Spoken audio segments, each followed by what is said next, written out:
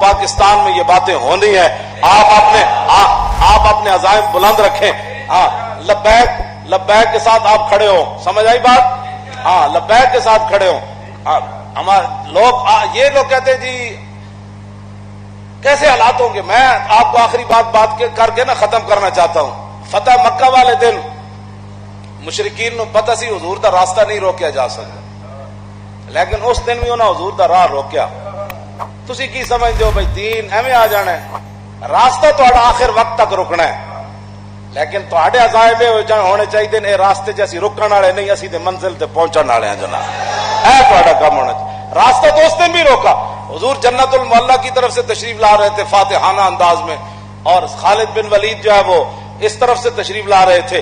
جب حضور ادھر تشریف لا رہے نا اونٹنی پر حضور سوار تھے, یہ بلڈنگ عمارتیں تو تھی نہیں. حضور نے دیکھا وہ ادھر سے تلواریں چمک رہی ہیں. حضور نے فرمایا کیا ہو رہا ہے, کون لڑ رہا ہے؟ کہا جی خالد بن ولید لڑ رہا ہے.